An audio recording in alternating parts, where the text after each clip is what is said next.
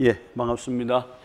오늘은 여러분들하고 화합물에 관한 이야기, 화합물들 이야기가 되겠죠. 일부 뭐 전체는 아니겠지만은 그 다음에 화학 반응 좀 맛보기, 다 전체를 할 수 없지만은 어떠한 반응들이 있는지 그런 걸 살펴보고 정말 화학 반응이 그냥 매직인가 아니면은 우리가 정말 콩 심은 데 콩 나는 것처럼 정말 정확하게 하나의 재미있는 실험인가 뭐 이런 걸 한번 생각해 보는 시간이 되었으면 합니다.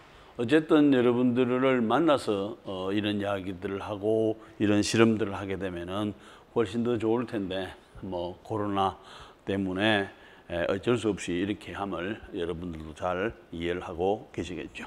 자, 오늘 주제에 맞춰서 이와 같이 한 6가지 정도의 소토픽으로서 이야기를 하고 주로 뭐 이게 이쪽이 한 부분하고 이쪽이라고 이렇게 보면 됩니다. 두 부분이라고 생각을 해보시면 됩니다. 왜냐하면은 여러분들은 지금 화합물이라고 그 다음에 화학이라고 하든 이런 거는 구체적으로 배우지 않으니까 그래도 전반적으로 여러분들에게 이런 소개를 하고 하는 것이 앞으로 여러분들에게 도움도 되겠고 그 다음에 앞으로 학습하는 데도 필요한 내용들이 아닌가 싶어서 이렇게 해봤습니다. 자, 우선 여러분들이 지금 다 집에 있죠, 그죠? 집에서 사용하는 내가 화학은 배우지 않았지만 화학에 대해서는 모르지만은 실험을 좀 해봤으면 좀 신기하고 재밌겠다 하는 생각은 있죠. 또 한 가지는 뭐냐면은 그렇다면은 여러분들이 내가 화합물을 집에서 사용을 하고 있는지 아니면은 생활 속에서 사용을 하고 있는지를 본다면은 실제적으로는 뭐 이게 여러분들이 몇 가지를 사용한다 할 수도 있지만은 정확하게 화합물 한 가지를 세워보게 되면은 여러분들이 집에서 사용하는 가정에서나 생활 속에서 사용하는 화합물의 종류가 50여만 가지가 됩니다. 어마어마한 양이죠. 샴푸, 비누, 그 다음에 뭐가 되나요? 지금 화장품, 그 다음에 향수, 그 다음에 옷, 그 다음에 뭐 책가방, 그 다음에 또 뭐가 있나요? 그 고분자 물질도 있고, 그 다음에 뭐 수없이 많은 의약품이라든지, 그 다음에 가정에서 사용하는 여러 가지들이 다 여기에 포함이 되는데, 그렇다면 이미 여러분들은 50여만 가지의 화합물을 사용한다면은 화합물 사용에 있어서는 내놓으라 한다는 거죠. 그래서 여러분처럼 이와 같이 수없이 많은 화합물을 사용하고 있는 사람들을 이와 같이 화합물 사용 전문가라고 해주게 됩니다. 그러면은 여러분들도 화합물 사용 전문가가 되는 것이고 저도 화합물 사용 전문가가 되겠죠. 많이 사용하는 사람을 전문가라고 하죠. 많이 알고 있는 사람들을. 그렇다면은 이거는 또 뭔가 하는 거죠. 이건 또 여러분들하고 약간의 지금 저하고 차이가 나는 것인데 저는 화합물 사용 전문가이면서 필요에 따라서 화합물을 만듭니다. 그러니까 여러분들은 화합물 사용 전문가로서 되는 것이고 저 같은 경우는 화합물 사용 전문가와 또 뭐가 되나요? 화합물 요리 전문가라고 해주게 되겠죠. 자, 여러분들이 식당에 갔을 때에 중국 음식을 주문하면 중국 음식을 만들어주고 한국 음식을 주문하면 한국 음식을 만들어주고 아니면은 서양 음식을 주문하면 서양 음식을 만들어줘야 되는 것이 요리사가 해야 될 일이죠. 그죠? 그렇다면은 우리가 필요한 여러 가지 형태의 화합물들을 저는 실험실에서 그 다음에 학생들과 다른 연구원들과 잘 만들고 있는 화합물 요리 전문가다 이렇게 볼 수 있게 되는 거죠. 자, 우리가 한 50여만 가지의 화합물을 사용하고 있는데 그 중에 또 한 가지가 뭐가 되나요? 이와 같은 아스피린이죠. 여러분들이 그 다음에 여러분들 부모님들이 가족들이 뭘 하나요? 열이 나고 할 때 해열진 종제로서 사용하는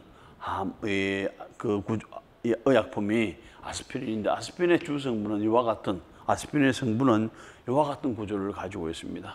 그래서 우리가 이와 같은 부분을 하나의 벤젠이라고 이야기를 해주게 되고 그 다음에 이와 같은 카르복실릭 애시드 그래서 이렇게 한다면 이것이 벤조익 애시드가 되겠죠. 벤조익 애시드의 이 위치에 아세틸 그룹이 붙어 가지고 있는 이런 구조를 가지고 우리가 아스피린이라고 해주게 되는데, 재미있게도 호프만이라고 하는 사람이 이 약을 만들 때에 고민을 많이 합니다. 이 약이 어떻게 해서 만들어지는가 하면은, 실제적으로 우리나라에서도 그런 여러 가지, 이순신 장군의 전기를 읽어보게 되면은 나무에서 말을 타고 가다가 그 다음에 떨어졌을 때에 뭘 하나요? 이 나무 위에 올라가서 나무를 꺾고 그 다음에 나무 껍질을 벗겨가지고 다리를 감고 그 다음에 다시 말을 타고 삼등으로 들어간다는 그런 것도 있죠. 서양에서도 오랫동안 이와 같은 버드나무에 대한 여러 가지 내용들을 지내오고 있습니다.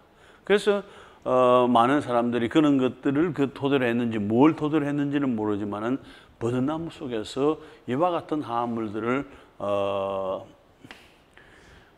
추출을 해주게 됩니다. 그래서 실제적으로는 버드나무에서 추출한 물질은 여기가 OH가 돼가지고 여기가 없는 경우에 살리실산이에요. 버드나무에는 살리실산은 많지만 이와 같은 아스피린이라고 하는 물질은 그렇게 아주 소량은 들어가지고 있게 되는데 그렇게 잘 확인을 하기가 어렵습니다. 그런데 이와 같은 것들을 어디에 이 연구자의 호프만의 아버지가 뭐가 되나요? 관절염, 류마티스 이런 걸 해가지고 엄청 힘이 드는데 약이 없는 거죠. 그러면서 이제 이걸 쓰려고 하니까 이거는 독성이 너무 강하고 그 다음에 냄새가 안 좋아서 쓸 수가 없는 거죠.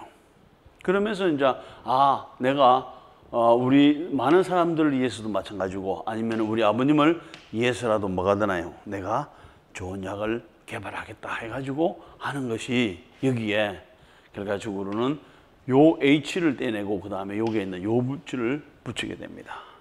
그래서 이것이 아스피린이 되는 것이고, 이렇게 된 것이 1897년이고 그 다음에 여러 가지 약이니까, 의약품이니까 여러 가지 실험들을 좀 거쳐야 되겠죠. 그래서 실험들을 해가지고 1899년부터 세계적으로 시판을 하게 됩니다. 세계적으로 맨 처음에 나온 것이 이와 같은 것인데, 지금도 우리가 팔리고 있는데 토요일, 일요일 관계없이 매일 1억씩 이상 팔리고 있는 상당히 유용한 화합물들이 되겠죠.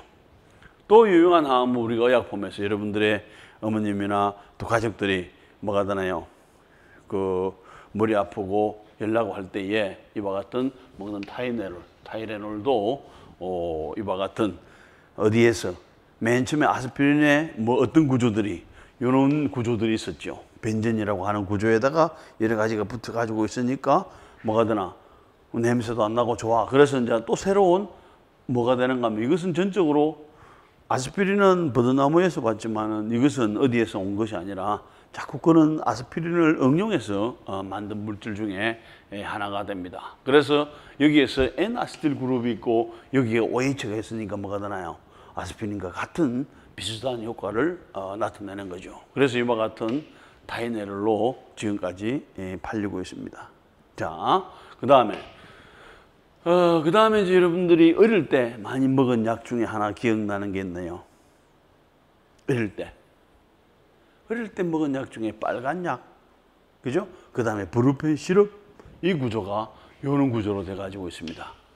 이 브루펜 시럽도 결과적으로는 뭐가 되나요? 기본적으로는 아스피린에서 요와 같은 요는 고리를 이용해 가지고 어떻게 화합물을 만들까 해 가지고 이와 같은 그룹에다가 이와 같은 그룹을 반응을 시키고 하니까 효과가 나는 거예요. 그런데 여러분들이 이것은 처음 보죠. 이렇게 생긴 놈은 보면 우리도, 여러분들 모두도, 내 자신도 뭐가 되나요? 3차원적인 구조로 이루어져 가지고 있죠. 화합물도 이와 같은 2차원적인 구조가 아니라 반드시 3차원적인 구조로 이루어져 있다는 거죠. 그래서 이 화합물이 여기에서 이렇게 된 것은 앞으로, 여러분 앞으로 튀어나와 있는 것이고, 이렇게 된 것은 요 칠판 뒤로 들어간 거죠.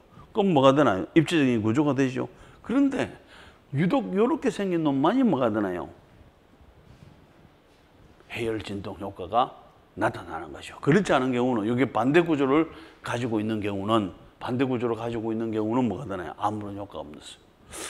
이해가 잘 안 되죠. 여러분들이 두 손을 내보세요. 두 손을 이렇게 냈나요? 두 손을 보면은 가운데 거울이 있다고 생각하면 두 손은 이렇게 보이게 되겠죠. 거울에서.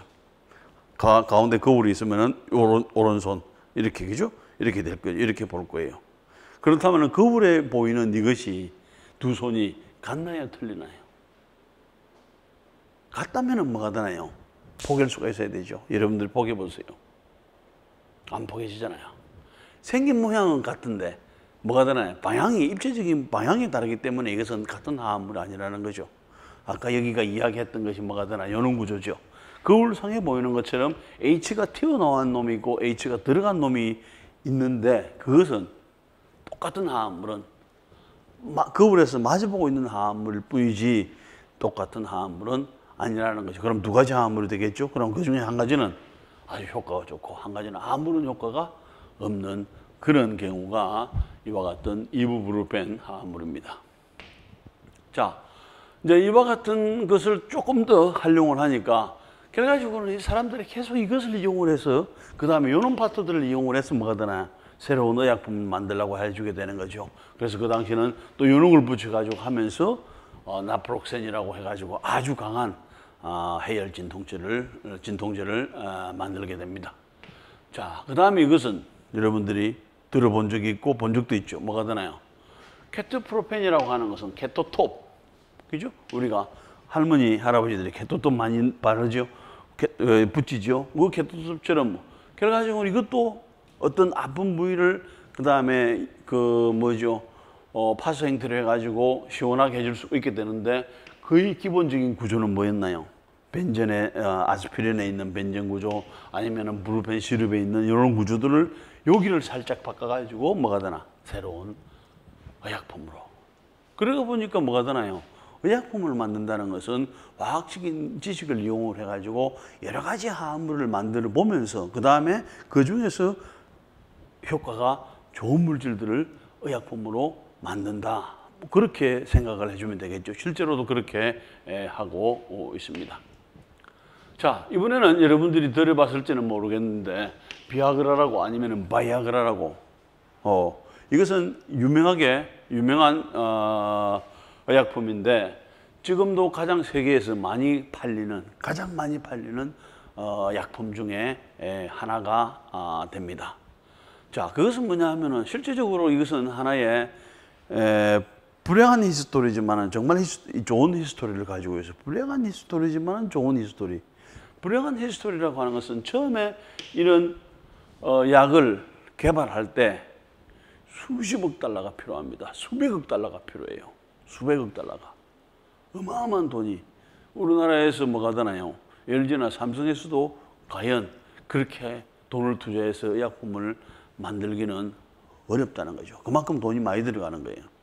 그래서 그만큼 많은 돈을 들여가지고 이 사람들이 뭘 만드는가 하면 이와 같이 고혈압 치료제를 개발합니다. 요즘 혈압이 문제가 많이 되죠. 고혈압 치료제를 개발했는데 그 수십억 달러에 엄청나게 많은 돈을 투자를 했는데 그리고 많은 사람들을 연구를 시켜가지고 테스트를 하고 했는데 꽝이라는 거죠. 꽝. 그럼 뭐가 되나? 수십억 달러를 잃어본 적이 있나요, 여러분들이요? 그렇게 수고했는데 수십억 달러를, 수백억 달러를 잃었어. 이런 거죠. 그래서 이 사람들은 뭐가 되나요? 고혈압 치료제 개발을 포기를 합니다. 좋다. 우리가 수백억 달러를 손해봤지만은 그냥 넘어가자 해가지고 이것을 포기를 합니다. 그런데 그 리더가 중요한 것이 그 리더가 딱 한 줄이 기억이 납니다. 한 줄이 기억이 나. 보고서를 수백 페이지가 이렇게 나오는데 그 중에서 한 줄이 기억이 나. 그래서 다시 보고서를 가져오라고 합니다. 보고서를 다 부릅니다. 그래서 이렇게 빨간 줄을 딱 쳐난 걸 하나를 찾아냅니다. 거기에 뭐가 되나? 이것을 만들어 가지고 고혈압 치료제로서 사용되는 것을 모든 테스트를 다 했는데 꽝꽝꽝꽝 아무것도 안 되는 거죠. 끝이죠. 그런데 관찰하는 것이 상당히 중요하죠. 그 의사 선생님이 이것을 여러 가지 실험을 하면서 딱 보니까 고혈압으로서는 아무런 효과가 없는 거죠. 그런데 이상하게 뭐가 되나요? 쥐라든지 토끼라든지 그 꼬추 부분이 빨갛게 바뀌는 이런 걸 한 줄로 딱 적어놓은 거죠. 꼬추 부분이 빨갛게 바뀌더라. 그걸 한 줄로 적어놓은 거예요. 그거밖에는 아무런 약효라고 해서는 전혀 없다 이렇게 적어놓은 거죠. 그런데 그 리더라는 사람이 뭘 하나요? 그걸 가지고 우리가 여기서 수백억 달러를 손해봤지만 이걸 가지고 뭐하나? 발기를 하는, 남성들의 발기를 도와주는 그런 약품으로서 개발하면 좋지 않을까 그런 생각을 해주게 됩니다. 그래서 발기를 원활하게 해주는 그런 효과를 해주게 되는 쪽으로 방향을 틀어서 테스트를 해보니까 테스트가 탁탁탁 좋은 효과들이 나타난 거예요. 1992년도, 94년도, 98년도에 모든 게 끝이 나는 거죠. 여기서 이까지가 얼마 되나요? 98년 6년이죠. 아까는 뭐였나요? 아스피린은 2년 만에 됐죠. 그런데 실제적으로는 보통 한 12, 13년이 걸립니다. 왜? 모든 테스트를 다 거쳐야 되니까 1상, 2상, 3상 모든 실험 다 해야 되니까 수백억 달러가 들어가는 반면에 또 뭐가 되나요? 그만한 또 뭐가 되나요? 시간도 많이 필요한 거죠. 그런데 6년이라고 하는 것은 엄청나게 짧은 거예요. 이게 그렇게 본다면은. 그런데 6년 만에 뭐가 되나요? 세계 제1의 약이 된 거지. 왜? 그런 필요성을 가지고 있는 사람들이 세계적으로 많으니까 그 사람들이 다 약을 사는 거죠.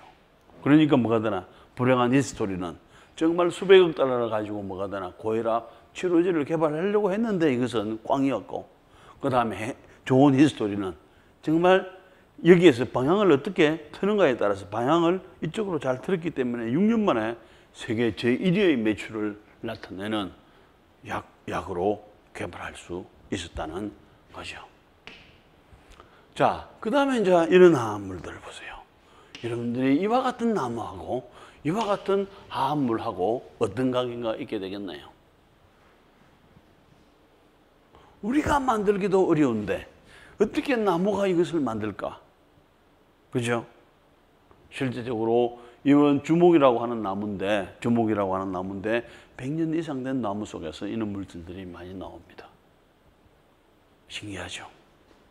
이 화합물을 성능이 좋으니까, 효능이 좋으니까 이 화합물들을 나도 마찬가지고 우리도 미국하고 프랑스하고 저하고 같이 이것을 합성을 하려고 시도를 했지만은 중간에서 그만뒀습니다. 논문을 그 당시 한 4편 정도 내고 나 끝까지는 못 갔어요. 그런데 세계에서 끝까지 간 그룹이 한 6그룹이 있습니다. 6그룹이 성공을 했고 나머지는 다 실패한 거예요. 더군다나 산업체 쪽에서는 한 산업체도 제약회사가 그렇게 많고 돈도 많지만은 이것을 만들어내지를 못한. 왜? 워낙 복잡하고 시설이 많이 들어가야 되고 돈이 많이 들어가야 되니까. 하지만 지금도 매년 이 화합물 한 개 가지고 한 20억 달러의 매출이 있는. 왜? 좋은 항암제니까. 특히 유방암, 그 다음에 자궁암, 그 다음에 폐암에 쓰는 가장 좋은 항암제로서 지금도 각광을 받고 있기 때문에 매년 이 화합물만 가지고 20억 달러를 벌어들이는 거죠. 20억 달러입니다. 20억 원도 아니고. 그렇다면 이와 같은 화합물들을 어떻게 구할 것이냐. 결과적으로는 이런 나무를 다 잘라가지고 구하는 거죠. 그래서 추출해내고 어렵게 추출해내지만은 지금은까지는 그렇게 해서 이와 같은 화합물들을 구하게 됩니다.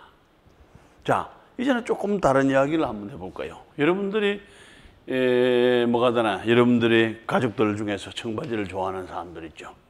청바지를 좋아해. 처음부터 청바지가 있었던 것은 아니야. 그냥 하얀 옷이었죠. 그 다음에 거기다가 뭐가 되나 시커멓게 하든지 뭐 그런 거였는데 이와 같은 것은 인디고라고 하는 이 열매가 푸른색을 띠게 됩니다. 청바지 색깔 같은. 그 다음에 그거하고 인디고를 뭐가 되나?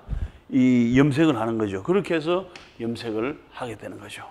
근데 여러분들이 로마 황제나 그 다음에 유럽의 황실 같은 데 있는 데 보면은 어떤 색깔들이 많이 등장을 하나요? 이와 같은 짙은 보라색. 그죠? 짙은 보라색이 등장을 많이 하죠. 이런 망토처럼 걸치고 하는데 왜 그 사람들만 입을까 생각해 본 적 있나요? 그 사람들만 입고 왜 다른 사람들은 안 입을까 생각해 본 적이 없나요? 저도 뭐 그렇게 생각해 본 적은 없어요. 그런데 나이가 들어서 화학을 공부를 하면서 보니까 그렇구나. 왜냐하면은 너무 비싼 거예요. 자, 보세요. 요거는 손수건이 하나가 있습니다. 요 손수건이 하나 만드는 염색하는데 여기에 염료가 얼마가 필요한가 하면 1.2g이 필요합니다. 대충 이제 되죠? 손수건 하나 염색을 하는데 한 1.2g의 염료가 보라색 염료가 필요해. 그 당시에는 보라색 염료가 없는 거예요. 지금은 흔하지만 보라색 염료가 없어. 그래서 그 다음에는 그 당시에는 보라색 염료를 확보하기 위해서 뭐가 되나? 사람들을 어디로 보내나? 지중해로 보냅니다. 지중해로 보내는데 배라든지 이런 게 돈이죠. 그 다음에 거기다가 이 조개를 잡습니다. 잡아. 그리고 이 같은 경우에 1.2g을 넣는데 120만 마리를 잡아야 됩니다. 120만 마리의 조개를 잡아가지고 그 다음에 거기서 추출해내야 1.2g에 뭐가 되나요? 보라색 색소가 나오는 것이 염료가. 그럼 누가 그렇게 만든 그것을 가지고 누가 염색을 하겠나요? 못하는 거죠. 돈이 얼만데. 그러니까 황실에서나 할 수밖에 없는 상황이 된 거죠. 이것이 다이리안 퍼플이라고 하는 요는 구조로 이루어져 가지고 있는 화학물질입니다. 그런데 여러분들보다도 나이가 조금 많은 이분이 윌리엄 폴킨이라고 하는 사람이 나이가 많아 보이나요? 여러분들보다 조금 많아 보이나요? 지금 이것은 나이가 엄청 들었을 때고 18살 때에 무엇을 생각을 하는가 하면은 그때 이런 화합물들이 알려져 가지고 있었어요. 구조는 정확하지는 않지만은 그때에 이와 같은 N이 들어가지고 있는 화합물, 벤젠이 들어가지고 있는 화합물이 뭐냐면은 석유를 정지하고 나면 맨 마지막에 찌꺼기로 남는데 거기에 약간씩 이런 것이 포함되어 가지고 있다고 알려지게 된 거예요. 그 당시에. 그 다음에 우리가 어떤 내연모기에 물렸을 때에 많은 열이 나게 되죠. 그런데 그때에 뭘 먹으면 낫는가 하면은 키니네 나무에서 나오는 키니네라고 하는 물질을 그 나무에서 이런 물질이 나와요. 나무에서 이런 물질을 먹으면은 열이 가라앉는다고 그 당시에는 알려져 있은 거예요. 그런데 18살 먹는 학생이 내가 이 나라를 위해서 이 민족을 위해서 세계의 모든 사람들을 위해서 내가 키니네를 만들어서 많은 사람들에게 공급을 하겠다. 생각은 좋지요. 생각은. 그죠? 생각은 좋은데 그 아이디어는 여기서 내가 이와 같은 화합물을 사용해서 이것을 만들겠다. 자기는 생각했죠. 근데 화합물 요리 전문가인 제 입장에서는 여기에서 이걸 가지고 이것을 만들어지게 되면은 이것이 나올 수 있는 확률은 0.00001도 안 되는 거예요. 1도 안 돼요. 안 된다는 이야기 있잖아요. 그럼 결과적으로는 자기 시도는 좋았지만 그 시도하는 방법은 전혀 엉터리가 된 거죠. 그러면 실험이 어떻게 되겠나요? 실험은 100% 실패됩니다. 뭐 그럴 수밖에 없죠. 그죠? 그런데 재미있는 것은 실험을 해서 이것은 얻을 수는 없는 상황이었어요. 그런데 뭐가 되는가 하면 버리려고 보니까 뭐가 되나요? 플라스틱 안에 보라색을 나타내는 물질이 있는 거예요. 보라색을. 아까 이야기했죠? 보라색을 얻기가 그렇게 어려웠어요. 그런데 실험할 때마다 보라색이 나오고 다른 건 안 나와. 그러니까 이것이 무엇일까? 내가 이것은 실패를 했지만은 이것이 무엇일까를 자꾸 살펴보고 그 다음에 이것을 어디 응용할 수 있을 때를 보니까 염색을 하니까 염색이 잘 되는 거예요.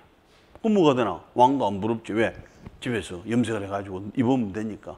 그러면서 아주 엉뚱한 발상이죠. 엉뚱한 발상이지만은 실험을 통해서 실패를 했고 그 다음에 실험을 통해서 실패를 했지만은 새로운 걸 얻어냈죠. 그 다음에 이걸 통해서 결과적으로는 오늘날에 뭐가 되나? 모든 산업이 일어나게 된 거죠. 그러면서 염색 공장이 만들어지고 제약회사가 만들어지고 화장품 회사가 만들어지고 모든 회사들이 여기서부터 시작을 해서 만들어지게 된 것이죠. 뭐가 되나? 18살 먹은 헨리 포킨이 엉뚱하게 전혀 자기는 맞지도 않는 걸 가지고 내가 이렇게 해보겠다. 그건 뭐냐면 아이디어도 중요하고 또 뭐가 되나요? 실험을 직접 수행해 보는 것이 중요하다는 거죠. 실험을 해보지 않으면 이것이 맞는지 안 맞는지 모르죠. 그죠? 그런데 이제 그런 걸 통해서 엉뚱한 생각이었지만은 세계를 모든 사람들을 행복하게 해주는 이런 일들이 있었고 그 다음에 궁극적으로 따지고 보면은 이것을 통해서 모든 회사들의 이제 생산 규모를 넓히게 된 거죠. 그러면서 다양한 산업을 발전시킬 수가 있었습니다. 이 사진은 뭐겠나요? 우리나라 같으면 서울에 아파트 당첨되기 위해서 줄을 서 가지고 있겠나요? 아닙니다. 1940년도에 뉴욕 백화점에서 그때에 맨 처음으로 스타킹을, 나일론으로 만든 스타킹을 판매를 해주게 됩니다. 그 스타킹을 사기 위해서 이 사람들이 밤을 새워서 줄을 서가지고, 왜? 400만 켤레밖에 팔 수가 있는 물량이 없었죠. 이 사람이 줄 서가지고 그걸 사기 위해서 이렇게 했고, 그 당시에는 뭐, 지금은 나일론이 그렇게 좋지는 않지만 그 당시에는 나일론보다 더 좋은 게 없었을 정도로, 이 사람은 지금 나일론을 개발한 캐로두스라고 하는 사람입니다. 자, 나일론은 뭐 이런 방법으로 합성을 해서 지금 우리나라에서도 많이 생산을 하고 있죠. 자, 그 다음에 이제 두 번째 토픽으로, 지금까지 살펴본 것들은 아주 유용한 화합물들이었고, 그 다음에 지금부터 나오는 것은 유용하면서 또 그 다음에 해로운 물질이라고 보게 됩니다. 그래서 이제 이런 데 대해서 우리가 화합물이 유용하냐 아니면 화합물이 유해하냐 하는데, 실제적으로 출발할 때는 너무나 좋은 물질이었어요. 근데 나중에 보니까 나쁜 물질이다 이렇게 된 거죠. 자, DDT는 뭐냐 하면은 이런 구조입니다. DDT가 오래전부터 이렇게 합성이 돼 가지고 있어. 그런데 어디에 쓸 데가 없는 거죠. 그냥 합성만 끝이야. 그런데 우연하게 1949년에 이분이 뭘 하나요? 자세히 보니까 뭐냐면은 되게 그 당시만 하더라도 그 뭐죠, 목화, 면으로 모든 옷을 만들어 입고 하니까 뭐가 되나, 면은 이 벌레들이 좋아하죠. 벌레들이 좋아할 수밖에 없는 구조를 가지고 있죠. 그런데 요 DDT가 묻어 있는 쪽에서는 벌레가 한 마리도 없는 거예요. 한 마리도 없어. 그러니까 뭐가, 요 DDT하고 벌레가 안 오는 거하고 이유가 있게 되겠죠. 찾아보니까 벌레가 싫어해. 싫어해. 그래서 그걸 이제 쭉 찾아가지고 이제 정리를 해서 뭘 하는가 하면은 노벨 생리의학상을 받게 됩니다. 이게. 자, 그렇게까지 이제 했는데, 이와 같은 방법은 또 여기서도 뭐가 되나요? 이와 같은 벤젠이라든지, 벤젠을 가지고 이렇게 만들었다가 벤젠을 가지고 이런 식으로 만든, 이것이 이제 DDT라고 하는 거예요. 뭐, 물론 여기까지는 그건 안 해도 돼요. DDT를 그렇게 만들기가 어렵진 않습니다. 자, 여기에 신문지에 광고 문구를 보세요. 뭐라고 해놨나요? 광고 문구를. 그죠?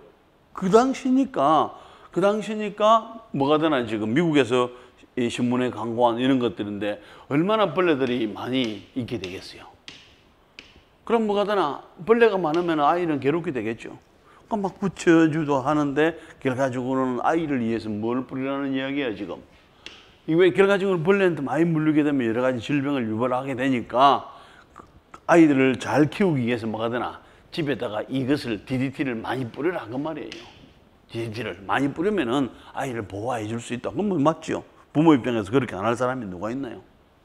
그런데 왜냐하면 이와 같은 DDT가 이런 모기라든지 그다음 이라든지 이런 벼룩이라든지 이를 사정없이 죽이는 거예요.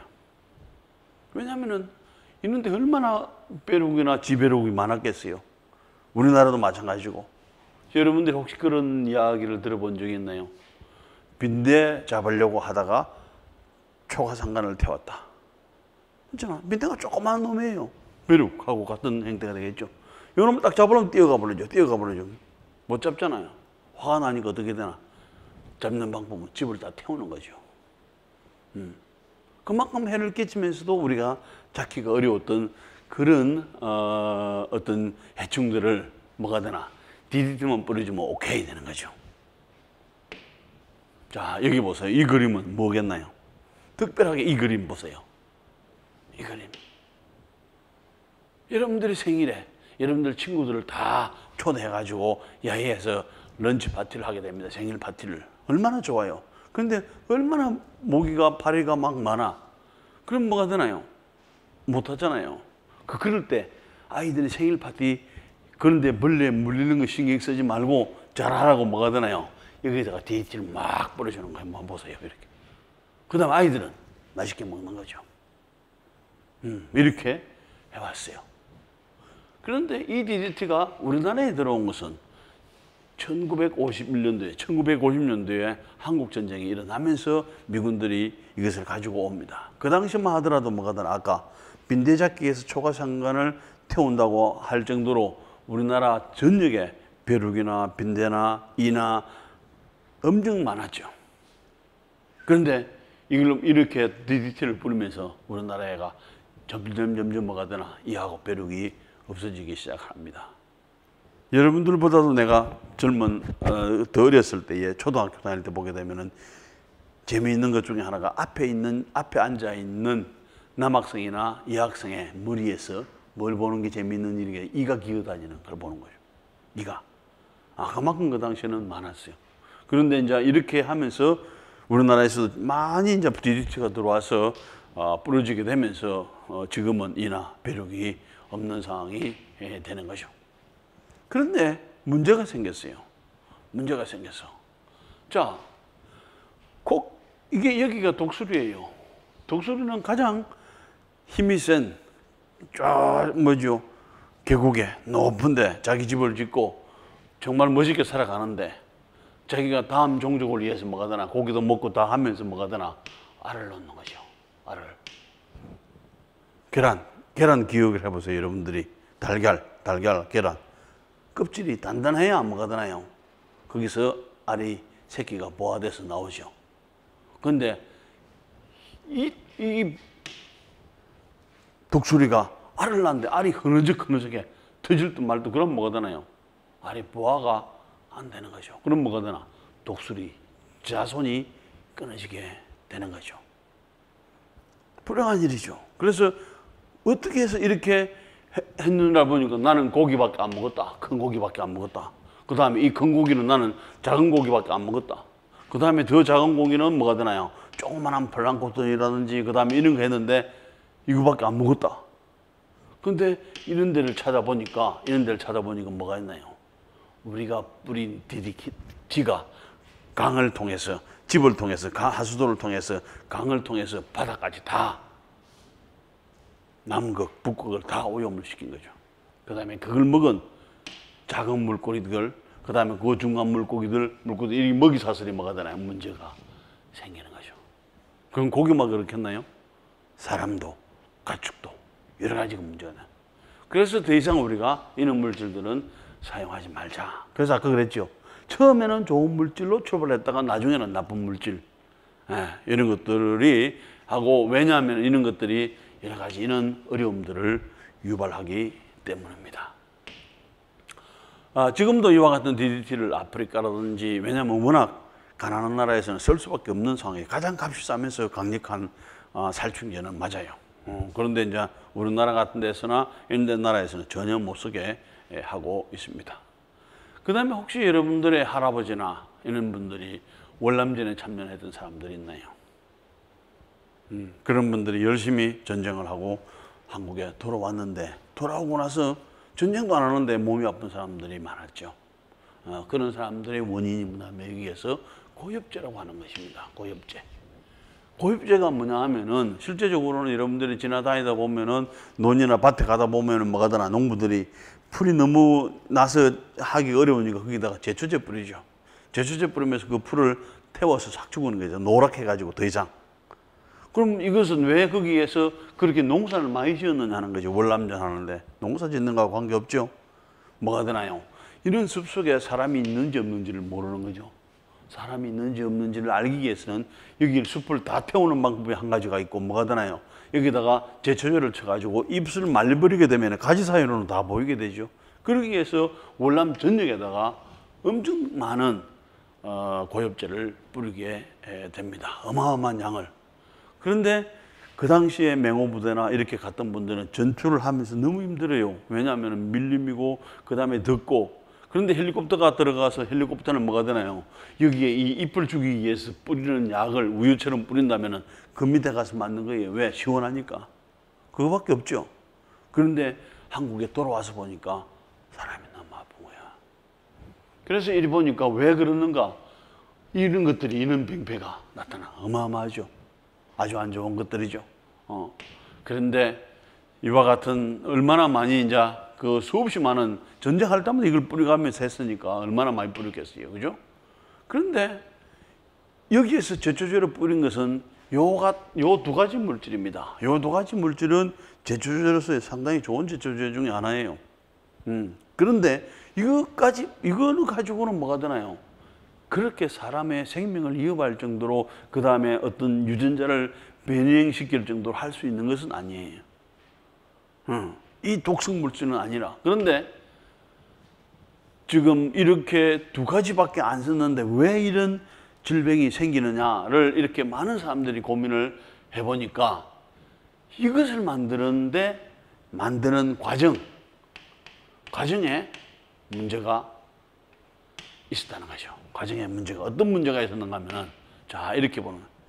어떤 연유든지 이것을 제초제를 뿌릴 때 이와 같은 다이옥신이라고 하는 화합물이 섞여 있었다는 거예요. 자기들은 섞지 않았는데 섞여 있었다는 거예요. 그런데 다이옥신은 이 세상에서 알려져 가지고 있는 가장 독성 물질 중에 하나입니다. 이 세상에서 가장 독성 물질 중에 하나예요. 그런데 이게 그 제초제 속에 들어가지고 있으니까 제초제를 맞은 사람들은 이게 몸속으로 들어오게 되겠죠. 그러면서 그런 질병을 유발시키는 거예요. 그래서 어떻게 해서 그것이 만들어지는가를 여러 가지 사람들이 고민을 합니다. 우리는 이거밖에 만든 거 없다. 그래, 맞네. 그런데 왜 이게 만들어졌지? 이게 왜 만들어졌지? 그러면서 뭐가 되나? 고민을 해봅니다.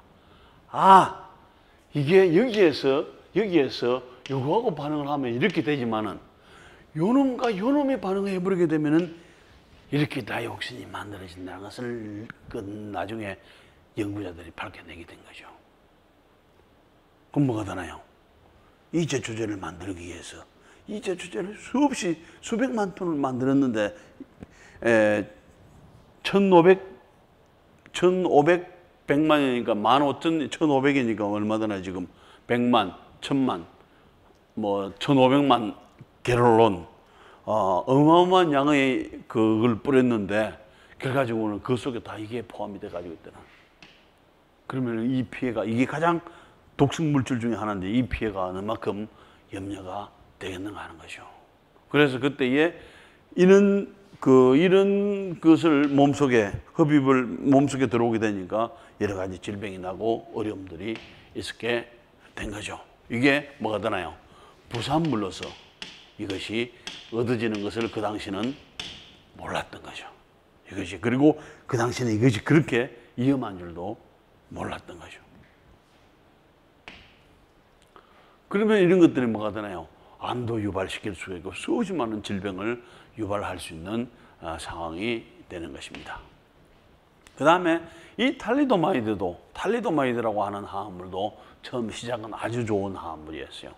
그 다음에 마지막은 아주 나쁜 화합물이었죠. 뭐냐 하면 이런 거죠. 자, 여러분들 어머님이 가졌을 때 여러 가지 좋은 점이 있었지만 가장 어려운 점이 뭐였나요?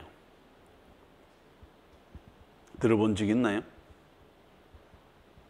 정말 짜장면이 먹고 싶어. 그래서 짜장면을 시켰어. 그럼 짜장면이 보기가 싫은 거예요. 또 우동이 먹고 싶기도 해. 근데 그런 행태를 가지고 우리가 입덧이 심하다고 그러죠. 입덧이 모든 사람들, 세계적으로 사람들이 심한 거죠.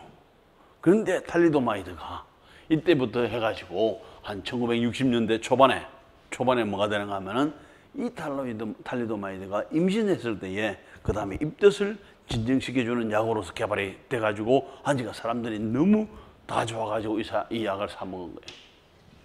이게. 자, 잘 사 먹었어요. 문제가 없었어. 그런데 1년 후에 아기를 낳고 보니까 아기가 다 이런 상태죠. 이런 사람들. 세계적으로 이 약을 먹은 사람들이 10,000명 이상이 한 해에 1년에 10,000명 이상이 이런 애를 놓게 된 거죠. 그럼 이거는 세계적으로 어마어마한 저항이 되겠죠. 약물에 의한 저항이 되죠. 그래서 사람들이 막 찾아봅니다. 무엇 때문에 이런 일들이 일어나는가를. 그래서 찾아보니까 결과적으로 여기서 탈리도마이드는 12,000명의 기형아가 발생을 했는데 결과적으로 우리가 사지결손증 환자라고 합니다. 이게 뭔데? 결과적으로는 딱 아까 여기에서 우리가 이야기를 언뜻 넘어갔죠. 우리가 이불편할 때 거울에서 마주 보는 구조가 있었죠. 요놈이 여기에 있었던 거예요, 이게. 이 하물하고 이 하물이 간단히 틀리나요? 거울에서 마주 보고 있는데 다르죠. 생긴 모양은 똑같죠. 위치가 달라, 방향이 달라. 그런데 요놈은 뭐냐면은 진정을, 입뜻을 진정시키는 역할을 해줘. 이놈은 몰랐죠. 몰랐는데 뭐가 되는가? 이것은 기행을, 유전자를 변형시켜가지고 기행을 만드는 일을 이놈이 잘하는 거예요. 그런데 우리가 그 임산부들이 먹은 것은 이 두 개를 동시에 먹은 거잖아요. 섞여 있었잖아요. 분리가 안 돼, 이거는. 그 당시는 오바스는. 그냥 한 가지 한물이야.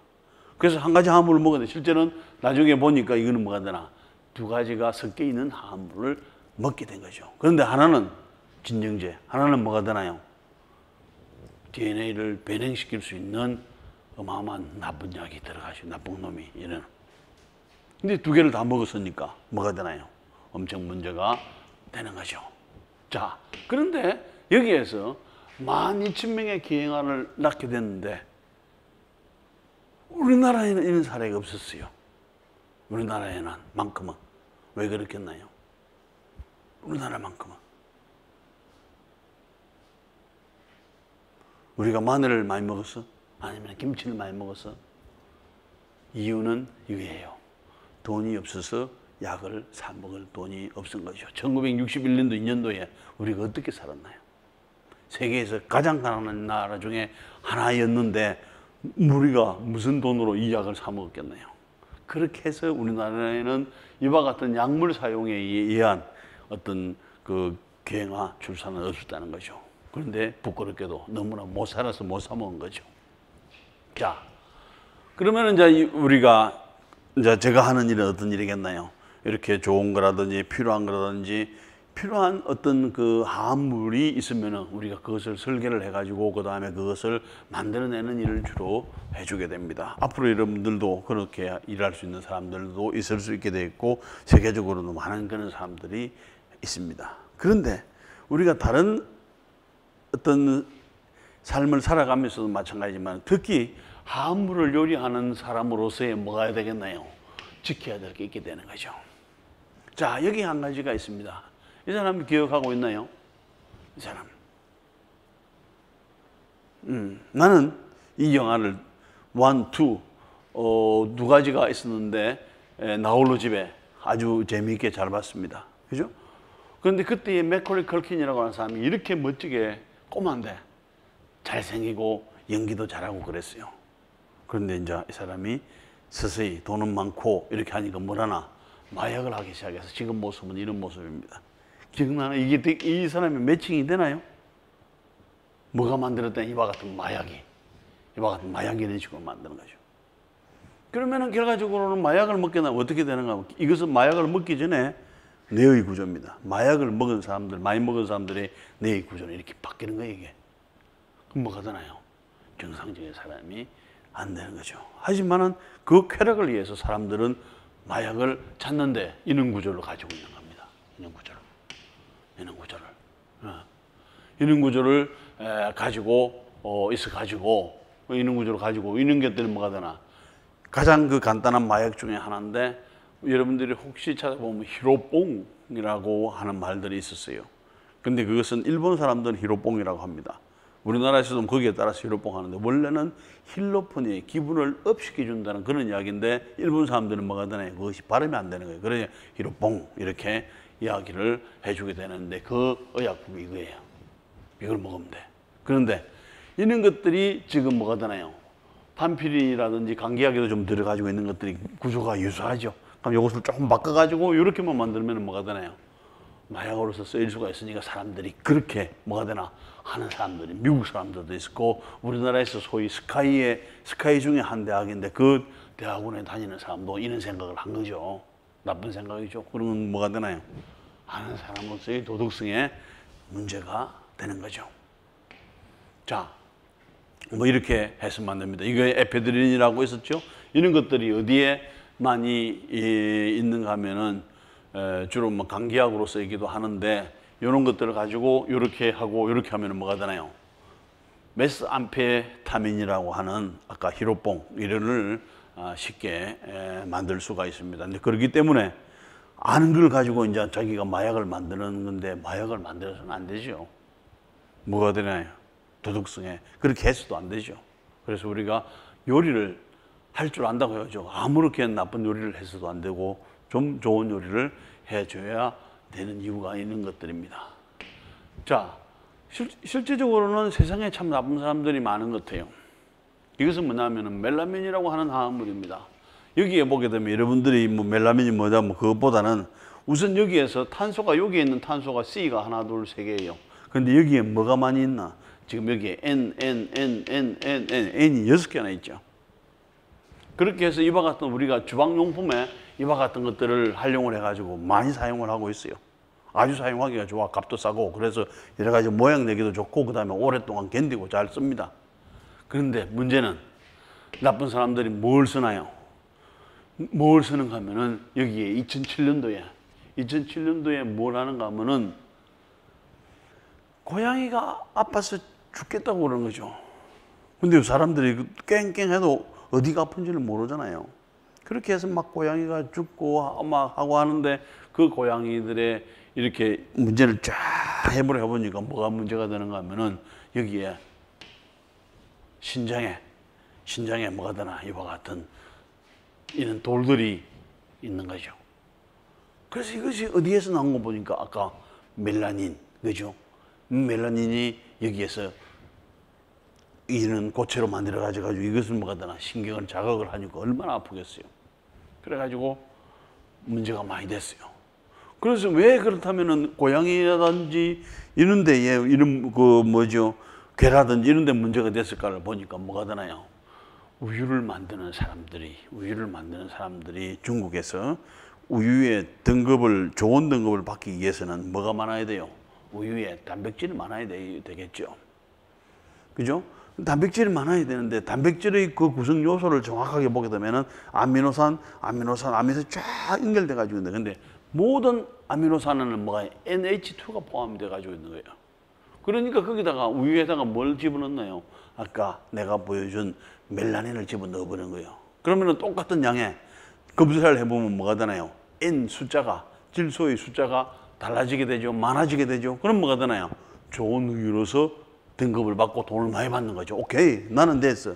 그런데 그런 우유를 가지고 그 다음에 여러 가지 제품을 만들고 먹은 고양이나 그 다음에 개나 이런 것들은 죽는 거죠. 더 실망스러운 일은 그러고 나서 2008년입니다. 1년이죠. 1년인데 이번에는 애들이 중국에서도 마찬가지고 애들이 아파서 죽는 거예요. 우는데 어디가 아픈지 모르잖아요. 마찬가지로 애들도 몸속에서 이런 게 나오는 거예요. 어디에서 나온? 아까 멜라민이라고 하는 왜 우유에 뭐가 되나 아미노산 즉 단백질의 양을 증가시키기 위해서 속이는 거죠. 그런 것들이 그 파렴치한 그런 사람들은 얼마나 많은 아이들이 고통을 그 다음에 죽어가고 그랬을까요? 결과적으로는 뭐가 되나요? 우리가 화합물을 다룬다는 것은 화합물을 다룰 때도 뭐가 되나 좋은 방향으로 해야 되지. 이렇게 나쁜 쪽으로 다루게 되면 엄청나게 고통을 당할 수밖에 없는 상황이 되겠죠. 자, 그러면 우리가 지금까지는 이제 본 것은 우리가 화학 이야기라고 보면 되겠죠. 화합물 이야기. 자, 이제 화학 반응에 대해서 한번 살펴볼까요? 자, 이와 같은 불이 나는 거하고 화학 반응하고 무슨 상관이 있겠나요? 불이 나는 거하고 화학 반응하고 그 다음에 이렇게 폭발하는 거하고 화학 반응하고 불이 난다는 이야기는 이게 뭐가 되나 산소가 계속해서 공급하고 그 다음에 연소 과정이 일어나서 불이 나게 되는 것이고 그 다음에 뭐가 되나 여기에서 또 그런 것 때문에 폭발 반응도 하나의 반응 아니면 색깔이 바뀌는 거라든지 그 다음에는 그 구리가 동상의 색깔이 바뀌는 이런 것도 뭐 산화하는 뭐 여러 가지 반응들로 볼 수가 있게 되겠죠. 그래서 그런 반응들에 대해서 우리가 한번 살펴보게 되면 특히 화합물에 있어서는 두 가지 형태의 화합물이 존재를 합니다. 크게는 하나는 이와 같은 이온 결합으로 이루어져 가지고 있느냐. 이온 결합. 여러분들이 소금 알죠? 소금은 Na+와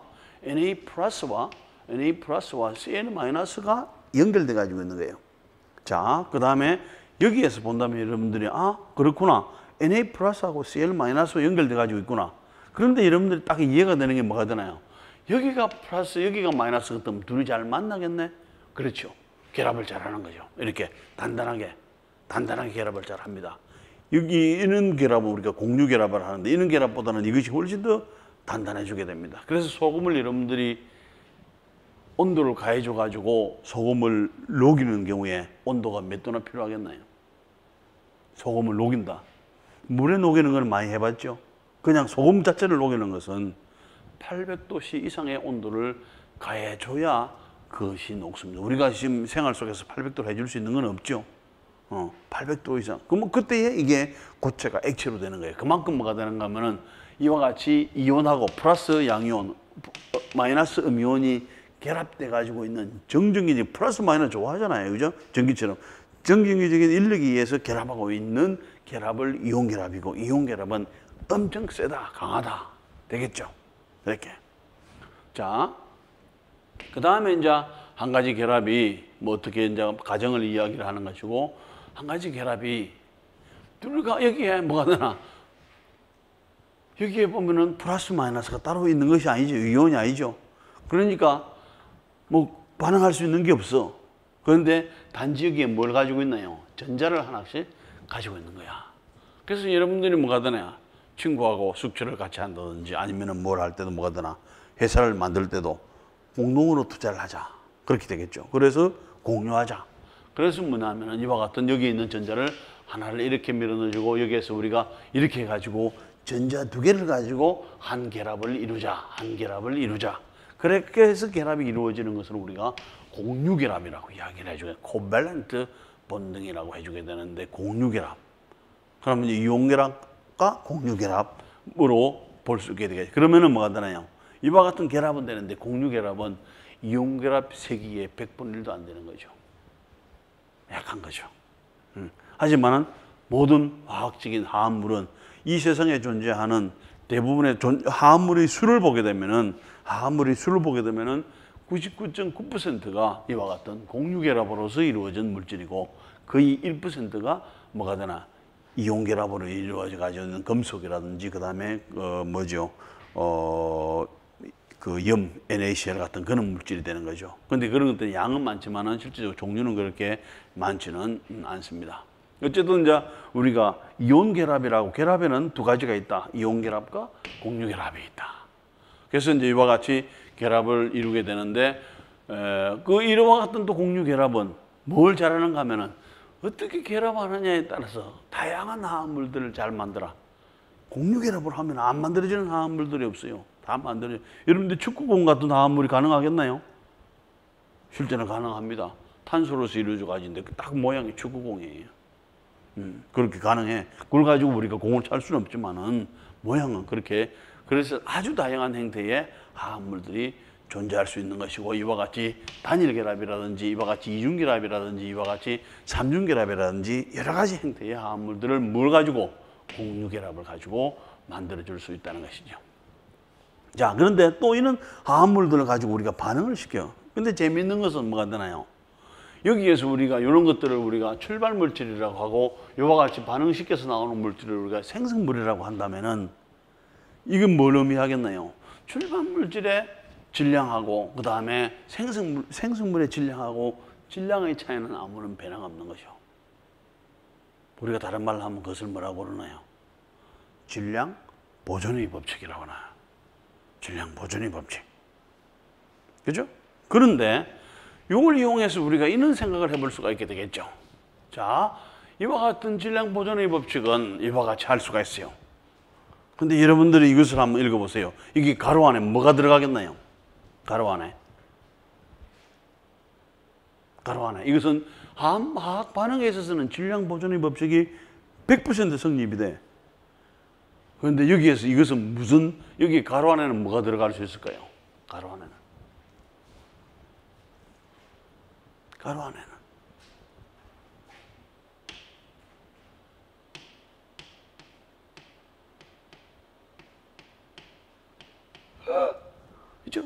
지랄 총량의 법칙이에요. 왜 그 교수님이 여기서 욕을 하고 그렇습니까? 그죠? 아니죠. 이것은 이와 같은 법칙은 뭐냐 하면은 우리가 상담을 한다든지 하는 그런 경우에 있어서는 이런 법칙이 가능합니다. 그래서 결과적으로는 언제 요 질환할 수 있는 총량이 정해져 있고 그것을 언제 하느냐에 따라서 달라지게 되는데 이와 같은 것은 이미 학문적으로도 알려져 가지고 있는 그런 내용입니다. 그래서 여러분들 스스로 한번 생각해 볼 수 있죠.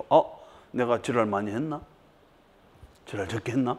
안 했나? 했나? 조금 했나? 적게 했나? 생각을 해볼 수가 있겠죠. 자, 그렇다면은 이와 같은 반응이라고 하는 것은 우리가 밥을 할 때도 적당한 물을 집어넣어 줘야 되고 온도를 가해 줘야 되고 그렇게 하면서 뭐가 되나요? 밥이 되는 것처럼 반응도 뭐가 되는가 하면은 온도를 어떻게 조절하는 데에 따라서 아니면은 충돌을 어떻게 조절하느냐에 따라서 반응을 잘 가게 할 수도 있고 못 가게 할 수도 있는 거죠. 자, 그렇다면은 이 색깔이 조금 이렇게 했는데 요런 색깔 가지고 그다음에 요런 색깔과 요런 색깔을 반응시키 가지고 뭘 얻을 수가 있나요? 요런 색깔 아니면은 요렇게 된 거 같은 색깔도 얻을 수가 있고 그다음에 요렇게 같은 색깔도 얻을 수가 있고 그다음에 요렇게 서로 다른 색깔도 얻을 수가 있고 요렇게 서로 다른 색깔 여러 가지가 만들어질 수가 있게 되겠죠. 그렇다면은 이와 같은 반응이라고 하는 것이 좀 무엇이냐 하면은 이런 거죠. 자, 반응이라고 하는 것은 이미 요 두 개가 연결돼 가지고 있어. 요 두 개가 연결돼 가지고 있어. 이걸 만들려고 해. 그럼 뭐가 되나요? 요 두 개 사이를 끊어내 줘야 되겠죠. 요 두 개 사이를 끊어내 주게 되면 한 개, 두 개, 세 개, 네 개가 되죠. 지금은 두 개지만 네 개가 된 걸 또 요것은 요렇게 붙이고 요것은 요렇게 두 개를 붙여 가지고 우리가 반응을 시켜주는 거예요.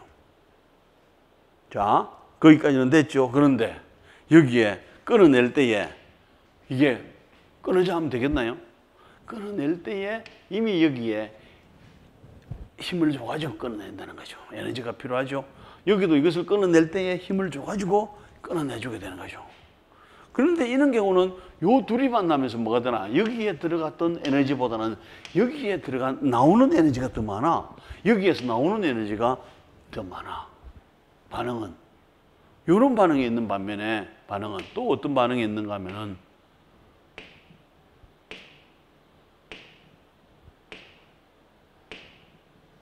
이번에는 뭐가 되나요? 끌어내는 데는 너무 힘들어. 너무 힘들고 끌어내는 데는 너무 힘드는데 반응을 하면은 이게 뭐가 되나요? 조금밖에 안 나와. 그럼 뭐가 되나? 이것은 엄청나게 에너지가 많이 들어간데 나오는 건 없으니까 뭐가 되나? 에너지가 똑같으면 들어가는 양하고 나오는 양이 똑같으면 아무런 문제가 없겠죠. 그런데 반응은 들어가는 양에 비해서 나오는 양의 에너지가 적은 경우 들어가는 에너지에 비해서 나오는 에너지가 많은 경우 그 두 가지가 있다는 거죠. 그래서 그것을 여러 가지로 생각을 해보게 되니까 에너지적인 측면에서 뭐가 되는가 하면은 들어가는 에너지가 많고 그 다음에 나오는 에너지는 적다는 이야기는 우리가 뭐가 되나요? 여러분들이 이런 거 생각해보세요. 지금 요즘 소독하면서 소독제를 손에 뿌리면서 어떤 느낌이 드나요? 시원하죠. 시원하다는 이야기는 뭐가 되나요? 그 소독제가 주로 에탄올을 많이 쓰게 되는 에탄올이나 그 다음에 이소프로파놀, 알코올을 많이 쓰게 되는데 이것이 시원하다는 이야기는 내 몸에 있는 에너지를 뺏어간다는 이야기예요. 그렇죠? 뺏어간다는 이야기예요. 우리가 여러분들이 어떤 밥을 할 때 밥을 하면 뜨겁죠. 그럼 거기서 열이 나오는 것처럼 거기서는 뭐가 되나요? 열이 나오는 경우도 있고 그 다음에 여기서 반응을 하면서 열이 필요한 경우도 있죠. 그래서 이제 내 몸에서 열을 뺏어가는 그 다음에 열이 필요한 경우 이런 경우가 열이 필요한 경우 되겠죠. 그래서 이런 경우는 우리가 뭐가 되나?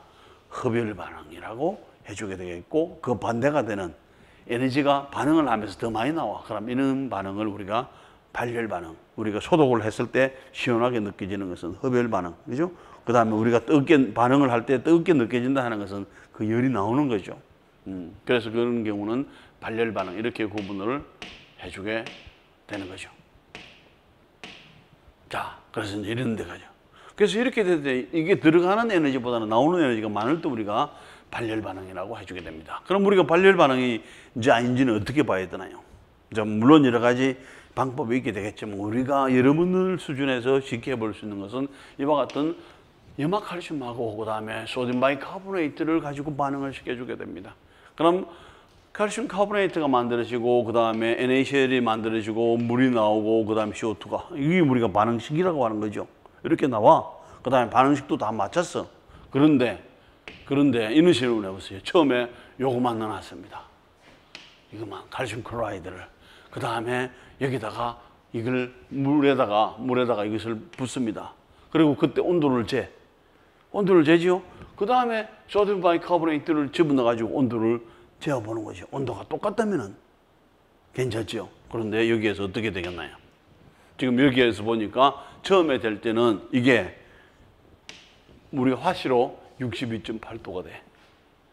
근데 칼슘 클로라이드 용액에다가 용에다가 그다음에 소듐 바이카보네이트를 넣고 나니까 부글부글 끓죠. 끓으면서 뭐가 되나? 온도가 어디로 올라가나요? 이만큼 올라가죠. 62.8F에서 뭐가 되나? 70.7F로 거의 한 뭐가 되나요? 10도, 10F도만큼만 올라가게 되는 거예요. 그럼 뭐가 되나? 이것은 반응을 하면서 에너지가 방출이 됐다는 거예요? 아니면 에너지가 흡수가 됐다는 거예요? 에너지가 나왔다는 이야기잖아요. 그럼 이런 반응들을 우리가 뭐가 되나? 발열 반응이다. 그래서 크게 발열 반응과 흡열 반응 이런 형태로 나눠볼 수가 있게 되는 것입니다. 그런데 이런 경우는 뭐가 되나요? 여기에 똑같은 화합물이 있습니다. 이게 지금 하나는 뭐냐면은 이와 같은 화합물이고 화합물을 양쪽에 나눴는데 이거 뭐 반응을 시켰나요? 건드리지 않았잖아. 깃털만 가도 뭐가 되나요? 터져버리는 거죠. 그래가지고는 이와 같은 여기가 이제 나중에 에너지적으로 계산해 보게 되면 이만한 에너지가 엄청나게 나오는 거죠. 그렇게 아주 반응을 잘 할 수 있는 상황이 되는데 너무 위험할 정도가 되는 거죠. 반응도 시키기 전에 반응이 가버리면 큰일 나죠. 이와 같이, 그죠? 그래서 그런 것들을 우리가 잘 조절할 수 있으면 참 좋겠다는 것이고. 자, 이번에는 여러분들이 아세트산 나트륨, 즉 소듐 아세테이트라고 하는 물질이 많이 사용이 됩니다. 주로 어디에 사용이 되나요? 손난로 할 때 이와 같은 것들이 만들어지는데 그것을 어떻게 만드는가 하면 이렇게 만듭니다. 물에다가 여러분들이 물에다가 설탕을 녹여 본 적 있나요? 물에다 소금을 넣어 본 적 있나요? 자, 일정하게 딱 녹는데 그 이상은 안 녹는 경우가 있어요. 그럼 뭐가 되나? 이미 녹을 만큼은 딱 물에 있어 녹을 만큼은 다 녹았다는 거야. 그럼 억지로 더 녹이기 위해서는 뭘 해주면 되나요? 물을 끓여주면서 녹이면 더 잘 녹습니다. 그러면은 뭐가 되나? 물에 녹을 수 있는 양이 정해져 있는데 물을 끓이면서 물에 녹이게 되면은 더 많은 양이 들어가게 된 거죠. 그래서 그런 것들을 과포화 용액, 과포화 상태라고 이야기를 해주게 되는데 이와 같은 물에다가 이것을 넣고 끓인다는 이야기는 억지로 많이 녹여주는 거죠. 억지로 이제 많이 녹여주게 됩니다. 이제 그러면서 그게 이제 용액 상태로 되겠죠. 그럼 이걸 가지고 뭐가 되나? 식혀줍니다. 냉장고 안에서 식혀주고 하면은 일정한 시간이 지난 다음에 이런데 이제 용기에다가 붓는 거죠. 이 뭐 액체죠. 액체 상태죠. 액체에다 붓는데 뭐가 되나? 부으면서 뭐가 되나? 이와 같이 얼음이 되는 거죠. 이와 같이 아이스. 그럼 뭐가 되나? 이와 같은 아이스가 되니까 이런 것을 활용을 해가지고 우리가 포켓, 뜨거운 얼음이라든지 아니면 손난로 이런 것들을 만들어주는 것들을 하게 됩니다. 자, 그러면서 뭐가 되나? 이게 이제 겨우 부났어. 근데 탁 터치하니까 뭐가 되나? 그래서 쫙쫙 고양화가 되면서 뭐가 되나? 얼음으로 바뀌게 되죠. 그럼 이때 우리가 이렇게 붓지 않고 조금씩 부어가지고 해주게 되면 뭐가 되나? 우리가 얼음으로 여러 가지 공작물들을 만들 수도 있게 되겠죠. 이게. 그래서 이런 것을 활용을 해가지고 할 수 있는 방법인데 이런 것들은 결과적으로는 어떤 반응에 속하는가 하면은 여기에 속하게 됩니다. 그래가지고는 이와 같은 발열 반응 중에 하나가 되겠죠. 열이 바깥으로 방출이 되는 이런 형태가 되는 것이고, 그 다음에 이제 이번에는 아까 잠깐 이야기했던 이 요 끌어내는 에너지보다 나오는 에너지가 더 작아. 그러면 뭐가 되나? 외부에서 에너지를 가해줘야 되죠. 에너지를 가해줘야. 그래서 반응을 할 때 라면이 안 되죠. 그래서 라면을 잘 끓이기 위해서는 뭐가 되나? 뜨겁게 해주는 것처럼, 열을 가해주는 것처럼 열을 가해줘가지고 반응을 시키는 것을 우리가 흡열 반응이라고 해주게 됩니다. 자, 여기서 이번에는 질산 아모늄이라고 하는 고체 물질에다가 그 다음에 바륨 하이드록사이드 수산화 바륨을 갖다가 넣어주게 됩니다. 자, 우선 요 실험을 하기 위해서 이런 것들을 하고 그 다음에 이렇게 해보게 됩니다. 자, 여기에서 요 두 가지를 처음에는 요것만 넣어서 가지고 온도를 재보면 되겠죠. 그러면은 한 21도 정도 이렇게 됩니다. 그런데 요것을 넣어 가지고 같이 섞어주면서 온도를 재니까 뭐가 되나요? 이 온도가 14.9도로 내려오게 되죠. 그 다음에 시간이 좀 더 지나면서 보니까 이것이 뭐가 되나? 9.3도로 줄어들게 되죠. 전체적으로 봐서는 대개 한 12도 정도만큼 온도가 내려간 거예요. 그럼 뭐가 되나요? 그만큼의 열을 뺏겠다는 이야기가 되겠죠. 그만큼의 열을.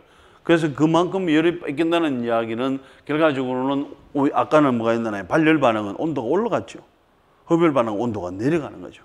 그래서 흡열 반응과 발열 반응이 있고 그다음에 이런 경우에 있어서는 질산 아모늄하고 그다음에 수산화 발효물 시켜주게 되면은 이런 것들은 뭐가 되나 열을 뺏어가는 그죠? 그다음에 흡열 반응의 대표적인 반응들이 되겠죠. 이번에는 여기에서 아세트산을 식초를에다가 아세트산에다가 그다음에 우리가 빵을 구울 때 넣는 베이킹 소다 뭐 다른 이야기를 해주게 되면은 소듐 바이카보네이트라고 하는 겁니다. 그걸 넣었을 때는 어떻게 되는가, 온도 변화가 어떻게 되는가 하면은 실제적으로는 여기에서도 보게 되면은 여기는 22도가 넣었는데 이걸 넣고 나면 온도가 이렇게 내려가 주게 되면 그만큼 이것도 뭐가 되나요? 이 반응도 하나의 흡열 반응이다. 이제 할 수도 있는 것이고 그 다음에 우리는 이런 반응을 통해서 뭘 만들어 볼 수 있는가? 자, 여기에서 화학식으로 보게 되면은 이와 같은 아세트산에다가 베이킹 소다에다가 반응을 시켜주게 되면은 이것이 얻어지고 물이 나오고 CO2가 빠져나오죠. CO2가 빠져나오니까 CO2를 빠져나오는 걸 잘만 하면은 뭘 할 수 있나요? CO2 풍선을 만들 수가 있게 되는 거죠. CO2 풍선을. 그래서 여기에서 이와 같은 베이킹 소다하고 그 다음에 여기에다가 뭘 집어넣어 주는가 하면은 아까 아세트산 식초 있죠. 식초를 집어넣어 가지고 하고 여기다가 뭘 해주나요? 지금 고무 풍선을 딱 달게 되면은 이 반응을 해주게 되면은 CO2가 계속 나오게 되죠. 그럼 CO2는 뭐가 되나? 위로 올라가서 이와 같은 풍선을 만들 수도 있게 되는 것이고 실제적으로 여러분들이 이렇게 보면은 뭐가 되나? 이게 뭐 선생님과 어린이일 수도 있고 뭐 부모님과 아들일 수도 있는데 실제적으로 집에서 해봐도 뭐 큰 어려움 없이 해줄 수가 있게 되겠죠. 그러면서 뭐가 되나? 시간이 지나면서 풍선이 점점 더 커지는 것을 볼 수가 있게 됩니다. 이런 것들도 하나의 뭐가 되나요? 이걸로 봐서는 흡열 반응인지 아닌지는 잘 모르겠지만 이것은 CO2를 하는 과정인데 좀 엄격한 의미에서 본다면 아까 온도를 재어봤죠? 뭐가 되나? 이것은 흡열 반응이다. 이렇게 볼 수가 있는 거죠. 자, 그러면은 우리가 반응이라고 하는 것은 떼어날 때 아니면은 나올 때 그런 것을 생각을 해주게 되면 두 가지 형태의 반응이 하나가 있어요. 하나는 뭐였나요? 열량이 많이 나오는 게 있었고 열이 필요해서 밖에서 넣어줘야 되는 거죠. 그래서 이런 경우는 우리가 뭐가 되나요? 발열 반응 형태가 되는 것이고 이런 경우에서는 흡열 반응 두 가지 형태로 크게 나눠 볼 수가 있게 되는 것입니다. 자, 이번에는 여러분들이 이런 상상을 해보세요. 여기에 수소 풍선을 어떻게 하든지 만들었습니다. 수소 풍선을. 수소가 어떨 때 폭발을 잘하나요? 수소하고 산소하고 넣어주게 되면 폭발을 잘하나요? 수소하고 산소를 넣어주게 되더라도 뭐가 되나요? 10년을 놔줘도 반응이 안 일어나고 100년을 놔줘도 반응이 안 일어납니다. 그럼 어떨 때 일어나나요? 수소가 있을 때 산소를 집어넣어주면서 뭐가 되나? 촉매를 넣어주는 거예요. 여기에 이제 작은 불씨가 되는 거죠. 작은 불씨가 넣어주게 되면은 순식간에 그것이 촉매 역할을 해가지고 수소하고 산소하고 반응을 해가지고 물이 만들어지게 되면서 반응이 끝이 납니다. 그런데 요 좁은 그죠? 수소 안에 산소가 들어가서 한다면 엄청나게 이게 반응 에너지가 크게 나오는 거예요. 이게 아까 방출되는 에너지 했죠? 발열 반응이라고 했죠? 어마어마한 에너지가 많이 나와. 여기에서 어느 만큼 에너지가 하는 아까 폭발하는 것이 마이너스 290인가 그랬죠? 이거는 마이너스 482 킬로줄이라고 하는 에너지가 나오게 됩니다. 그런 게 뭐가 되나요? 빵 터지는 거죠. 여러분들이 이런 풍선을 가지고 불어서 여러분들이 입으로 가지고 부르는데 동생하고 놀다가 너무 많이 불어 터져서 뭐가 되나 펑 하고 말죠. 근데 이 정도 크기의 수소 풍선을 하게 되면 이 천장이 들썩거릴 정도로 뭐가 되나요? 소리가 크고 위험한 거죠. 그만큼 어떤 반응이 잘 일어난다. 그 다음에 거기에 에너지가 많이 방출돼서 그런 현상이 일어난다 생각할 수가 있는 거죠. 혹시 이런 말 들어봤나요? 지니 알라딘 램프 거기에 뭐가 되나 알라딘 램프를 쫙 하면은 주인님 뭘 마시면 쫙 나오죠. 이런 것들이 나오는 것처럼 이렇게 나오죠. 이런 실험을 어떻게 할 수 있느냐 하는 거죠. 자, 이런 실험을 하는 데 있어서는 그렇게 강한 건 아니죠. 여기다가 뭘 하나요? 가산화수소를 가지고 주로 합니다. 가산화수소를 하고 그 다음에 이런 실험을 또 해도 되는 게 나오는 게 물하고 뭐가 되나요? 산소만 나와. 그러니까 그렇게 위험하지 않으니까 안전하게 실험을 하면은 재미있게 그 다음에 유용하게 실험을 해줄 수 있다 하는 거죠. 그런데 여기다가 과산화수소에다가 그 다음에 이산화망간을 넣게 되면 여기 보죠. 여기 가산화수소가 있어요. 그 다음에 여기다가 이산화망간을 이렇게 떨어뜨립니다. 그럼 뭐가 되나? 순간적으로 이와 같은 것들이 뭐가 되나? 쫙 나오는데 여기에 뭐가 되나요? 산소가스가 나오게 되는 거죠. 근데 그 모양이 뭐가 되나요? 알라딘 램프처럼 주인님 뭘 해드릴까요? 하는 것처럼 이렇게 나오고. 그래서 이제 이런 반응 이름을 지니 실험이라고도 해주게 됩니다. 혹시 여러분들은 이런 것들은 본 적이 있을 수 있게 되겠죠.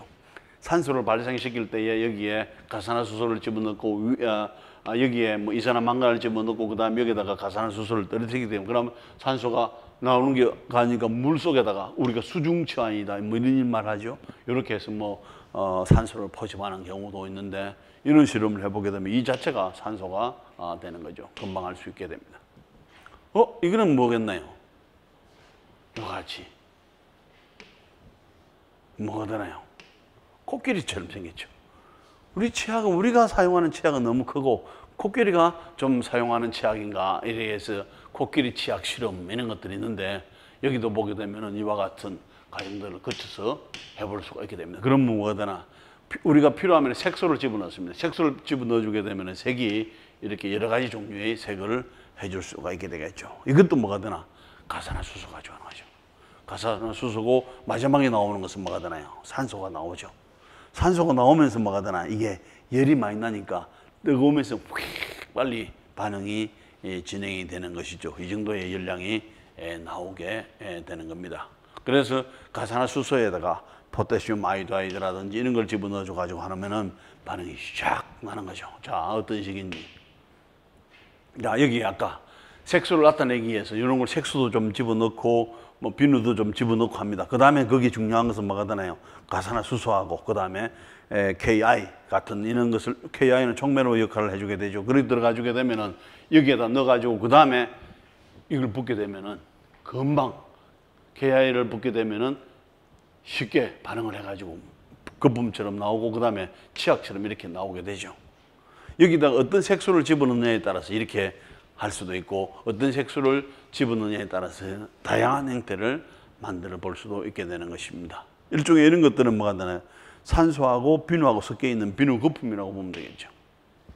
자, 이렇게도 이런 치약이 있을 수도 있겠나요? 자, 이번에는 뭐냐 하면은 시간이 지나면은 이와 같이 하얀색입니다. 근데 이것을 흔들어 주게 되면 뭐가 되나? 이와 같이 블루 색깔로 바뀌게 됩니다. 블루 색깔로 바뀌게 되면서 이것은 다시 또 시간이 지나면은 하얗게 되는 거죠. 그 다음에 뭐가 되나? 흔들면은 또 왔다 갔다 하는 거죠. 그러니까 이제 그런 것들은 주로 뭐하고 관계가 되는가 하면 우리가 색소, 메틸렌 블루라고 하는 색소하고 관계가 되는데 이것만 해서는 안 되고 여기다가 글루코스, 그죠? 우리가 먹는 단맛을 내는 이 글루코스, 그 다음에 NaOH를 집어넣어 주게 되면은 어떤 형태로 이것이 이렇게 되는가 하면은, 자, 여기에서 필요한 것들은, 그죠? 뭐냐면은 물도 집어넣고, 글루코스 집어넣고, 그 다음에 요게 색소를 나타내는 메틸렌 블루도 집어넣고, 그 다음에 이제 NaOH를 양을 좀 많이 해서 집어넣어 놓고, 그 다음에 이것을 뚜껑을 막고, 그 다음에 이제 좀 흔들어 주게 됩니다. 그러면 흔들어 주게 되면은 뭐가 되는가 하면은 이렇게 되겠죠. 이렇게 되면서 그 다음에 이걸 가지고 뭐가 되나요? 이걸 가지고 흔들어 주게 되면 다시 이렇게 되고, 블루 색깔로 되었다가 그 다음에 그냥 세워두게 되면 다시 이쪽으로 돌아오고, 또 이걸 흔들면 이렇게 되겠죠. 물론 처음에 이제 반응은 여기에서 이 말은 뭐냐면은 처음에 요거 만들고 나서 얼마 동안은 그래도 좀 반응이 안에서 일어날 수 있도록 가만히 있어라, 그 말이죠. 그렇게 하면은 이와 같은 실험을 해줄 수가 있고, 그 다음에 실제적으로는 이것들이 이와 같은 색이 되었을 때하고 이와 같은 색이 되었을 때, 아까 메틸렌 블루라고 하는 화합물하고 그 다음에 그 안에서의 화합물의 구조가 약간씩 바뀌게 됩니다. 어떤 차이가 있나요? 여기서는 H가 있고, 그렇죠? H가 있고, 여기는 H가 없으면서 플러스가 있는 형태로 바뀌게 됩니다. 이것을 좀 더 자세히 살펴보게 되면 이런 과정이 됩니다. 자, 글루코스가 자기가 왜냐면 여기에 CH2OH가 되죠. 알코올에서 애시드로 산화가 됩니다. 산화가 됐죠. 산화가 되면은 이것은 본인은 산화가 되면서 상대방을 뭘 해주나요? 상대방을 환원을 시켜주는 역할을 해주게 됩니다. 그래서 이미 메틸렌 블루 이렇게 돼가지고 있는 놈을, 이런 놈을 산화를 시켜가지고 원래 만들어주게 됩니다. 그 다음에 또 요렇게 되면은 뭐가 되나? 이것은 산소가 요거하고 반응을 해가지고 뭐를, 여기 있는 H를 뽑아가 버려요. 물이 됐죠? 뽑아가 버리면 또 이게 되겠죠. 그러면서 반응이 이리 갔다가 저리 갔다가 이리 갔다가 저리 갔다가 해주게 되는 것입니다. 이거는 뭐죠? 날아다니는 나트륨이 있나요? 나트륨이 돌처럼 생겼는데 날아다닐 수 있나요? 저기가 날개도 없는데 왜 날아다닐까 하는 거죠. 자, 이번에는 뭘 하는가 하면 여기다가 용매하고 물을 채웁니다. 여기가 두 층이죠. 요 한 층, 요 한 층이 보이죠? 두 층입니다. 여기는 용매층이고 여기는 물이에요. 물이죠. 물은, 소듐은 NA죠. NA라고 하는 금속은 물하고는 아주 격렬하게 반응을 해요. 그래서 소듐이 이만한 걸 가지고 여러분들이 하수도에 넣었다 하수도가 뻥 터져가지고 못 쓰게 됩니다. 이게 정말 위험한 거죠. 반응이 그만큼 크다는 이야기야. 반응이 그만큼 격렬하게 일어난다는 이야기가 되겠죠. 그런데 여기서 우리가 용매 속에서는 반응을 안 하는 거죠. 그래서 여기서 하면은 여기에서 뭐가 되나요? 여기다가 이제 이게 반응을 어떻게 하는지를 잘 알기 위해서 이와 같은 빨간색의 페놀프탈레인을 집어넣어 주게 됩니다. 그러면 이제 여기다가 뭘 해주게 되는가 하면 여기다가 이와 같은 메탈을 딱 집어넣죠. 메탈은 뭐가 되나요? 고체니까 무거우니까 쫙 깔아앉게 되겠죠. 어디까지 깔아앉나요? 여기에 물 있는 층에까지 깔아앉게 되면서 뭐가 되나? 물을 만나기 전까지는 조용히 잘 내려왔는데 물을 만나니까 격렬하게 반응을 해버리니까 여기서 뺑 올라가는 거죠. 뺑 올라가니까 뭐가 되나요? 우리가 봤을 때는 나트륨이 내려왔다가 올라갔다가 내려왔다가 올라갔다 하는 게 나트륨이 꼭 뭐가 되나요? 날개가 있어서 날아다니는 것처럼 보이게 되겠죠.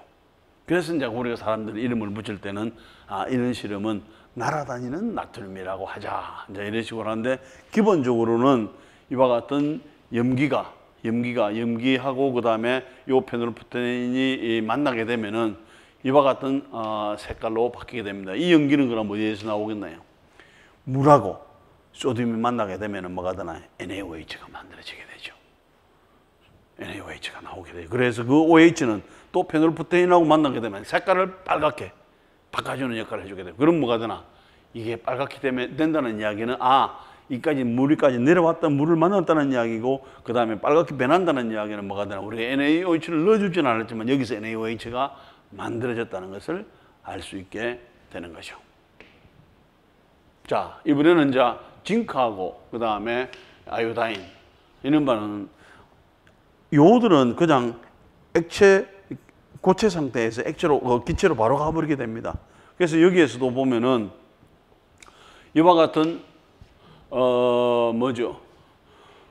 징크에다가 그 다음에 아이오다인 용액을 떨어뜨려 주게 되면 여기서 뭐가 되나? 이와 같은 가스가 바로 나오지. 이게 I2 가스가 나오게 되는 거죠. 이때는 물론 이제 용액이 되겠죠. 용액 상태지만 이와 같은 상태는 가스로 나오면서 고체가 뭐로 바로 되나요? 바로 그 기체로 나오는 이런 실험들을 해볼 수 있는데, 여러분들이 이와 같은 실험들을 할 때는 상당히 조심해서 해야 되는 것도 있고, 또 뭐가 되나요? 이런 실험들을 할 때는 냄새가 나기 때문에 후드 안에서 하는 것이 좋겠지. 이런 데서는 하기는 상당히 어렵겠죠. 예. 자, 이번에는 이와 같은 실험을 해주게 되면은, 자, 이 모습을 한번 보세요. 뭐처럼 생겼나요? 화산이 폭발하는 것처럼 보이죠. 화산이. 그래서 이런 경우는 뭐가 되느냐? 화산 실험이라고 해주게 되는 것입니다. 화산 실험할 때는 간단해요. 여기에 있는 요 물질만 있으면 돼. 요 물질에 있어야 되고, 이게 화산이 태워야 되니까 종이가 있어야 되는데, 종이는 뭐가 되나? 이것을 빨리 이거하고 반응시키기 위해서 에탄올에다가 이 종이를 적셔가지고 놓고, 그 다음 거기에 불만 붙여주게 되면 이게 쭉 타면서 뭐가 되나? 이렇게 되겠죠. 이렇게. 자, 이런 것들이 결과적으로 이런 과정을 거치게 됩니다. 자, 여기 에탄올, 그 다음에 이와 같은 암모늄 다이크로메이트를 가지고 반응을 시켜주면 이게 했다가, 이게 이제 물 소시계라고 하나요? 이게 딱 연결점 만들어주고, 그 다음에 여기다가 불을 붙여주게 되면 서서히 타면서 뭐가 되나? 화산이 되는 것처럼 이런 식으로 해가지고 일어나는 실험들. 예. 대개 이제 뭐 여러 가지 실험들이 있게 되겠지만은, 여러분들이 관심을 가질 만한 이런 실험들을 통해서 이번 시간에 화학 반응 맛보기 맛이 괜찮았나요? 맛보기를 해보았습니다. 뭐 다음에 또 시간이 되면은 또 여러분들하고 직접 이런 실험을 하면은 좋은데 참 어렵죠. 그래서 이렇게 할 수밖에 없고, 그 다음에 여기서도 이제 좀 더 필요하면은 여러 가지 동영상들이 있고 하니까 여러분들이 한번 인터넷상에서 찾아보게 되면은 이런 제목으로 찾아본다든지 하게 되면은 여러분들이 좋은 동영상들도 만날 수 있게 될 것이고, 그 다음에 많은 것들을 배우고 알게 될 것입니다. 자, 마지막으로 제가 우리 실험실 속에, 우리 실험실은 이런 형태로 돼가지고, 왜 화합물을 요리를 하려면 여러 가지 장비나 시설들이 있어야 되겠죠. 이렇게 이런 장비들로 가지고 있고, 그 다음에 이제 이런 용매를 정제할 수 있는 장치라든지, 그 다음에 여러 가지 실험 장치들을 많이 가지고 실험들을 하고 있었는데, 지금은 이제 그렇게 이제 실험실을 정리하고 있는 단계입니다. 여러분들 오늘 날 만나서 좀 어려웠지만은 또 여러 가지도 실험을 통해서 우리가 살펴보기도 했는데, 여러분들에게 한 가지 묻고 싶은 것은, 여러분들은 그죠? 지금 어디로 가고 있는가?